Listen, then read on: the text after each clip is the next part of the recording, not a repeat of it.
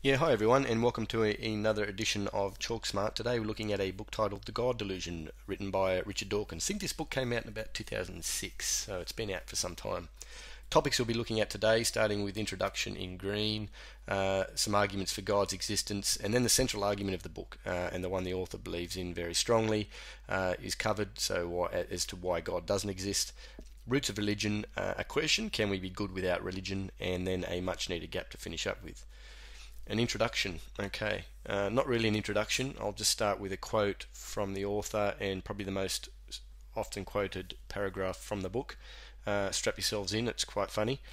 The God of the Old Testament is arguably the most unpleasant character in all of fiction. He is jealous and proud of it, a petty, unjust, unforgiving control freak, a vindictive, bloodthirsty ethnic cleanser, misogynistic, homophobic, racist, infanticidal, got that wrong, genocidal, filicidal, pestilential, megalomaniacal, sadomasochistic, capriciously malevolent bully.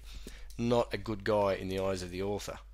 And so to set the scene here, in fact this is pretty much laid out in the book from the author, the strong theist over here is 100% probability of God, I do not believe in, I know, through to agnostic, and through at the end here strong atheist, and this is where we place our author, I know there is no God. If not right on that line, his nose is pressed up against it. Okay, so that's a very quick intro to the author and point of view. Okay, God exists because some arguments. Okay, the famous Thomas Aquinas, 5 proofs. Okay, let's go one by one. 5 proofs. This fellow lived in about the 12th century, I think, could be getting that wrong. Very famous, and here are the 5 proofs of God's existence. Something had to make the first move, and that's something we call God. Second one, every effect has a prior cause. This has to be terminated by a first cause, which we call God. You're starting to get the idea. Since physical things exist now, there must have been something non-physical to bring them into existence, and that's something we call God. Okay, fourth, humans can be both good and bad, therefore there must have been some other maximum to set the standard for perfection, and we call that maximum God. And lastly, and this one we'll revisit a little bit because it goes to the central argument for the author as to why there is no God, things in the world, especially living things, look as though they are designed. Nothing that we know looks designed unless it is designed. Therefore, there must have been a designer, and we call him God. Okay, so there's the 5 proofs of why God exists. Some other arguments, one from the argument of beauty. How can there not be a God? We have Beethoven's quartets, we have Shakespeare's sonnets, and we have Michelangelo's Sistine Chapel. There must be a God out of beauty, just pure beauty. The argument from personal experience, I believe in God because he speaks to me, or I believe in God because I have seen a vision of him or an angel. The argument from scripture, the existence of scriptures, like the Bible, is evidence that there is a God. Just a quick coverage of Pascal's wager, which is pretty much saying, well, if you don't even really believe in God, just kind of really believe in him, because then you can avoid going to hell. So if you kind of believe in God, there's no harm, no foul. You'll avoid going to hell. Okay, so that was an argument for God existing. I'll do something I haven't done before, and I'm just going to revisit this, and I wanted to have those arguments kind of stand on their own, and then I wanted to address each one as the author does. So what I'll do is I'll just come in and overlay with some comments from the author on each of these. So Thomas Aquinas, I don't think he thought much of, the author. He thought the first 3, 1, 2, 3 proofs were all the same, and basically what he says there is all 3 rely on the idea of a regress and rely on God to terminate it.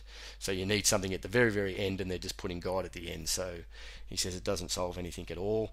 The 4th proof, he didn't really accept the premise of that. He rejects the idea that in order to compare there needs to be some maximum.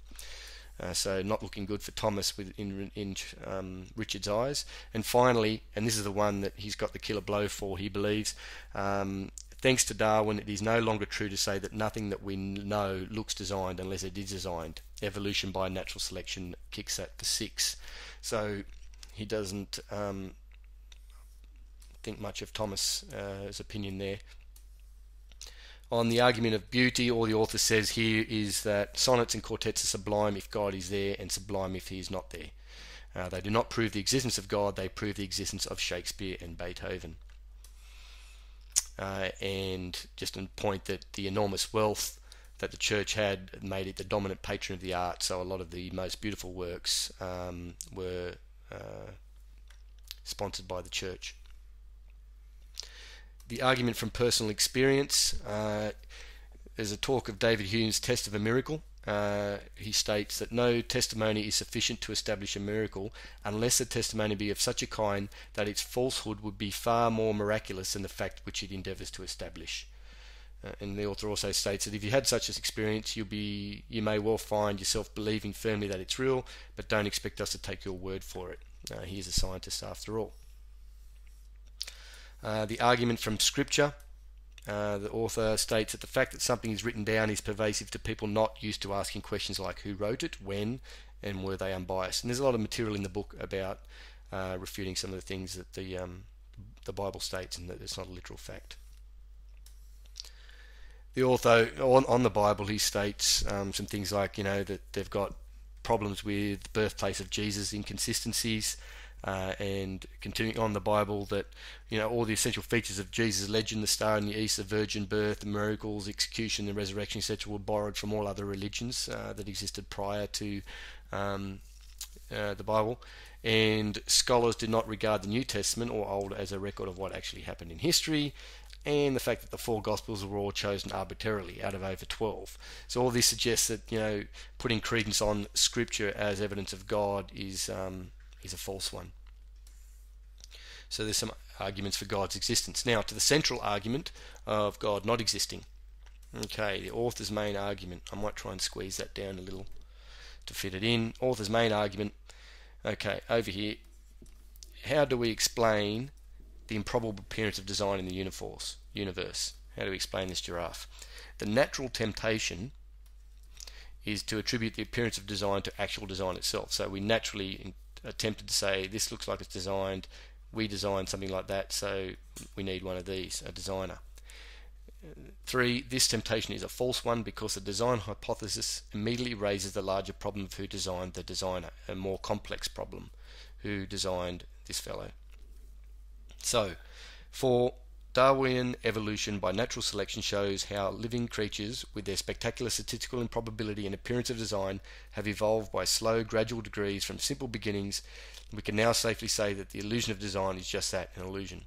And so this is climbing Mount Probable. No longer do we need a designer. They go up in small increments. And he also makes mention there in a throwaway line that the hope is that the physicists will present a similar crane theory to explain the origins of the universe.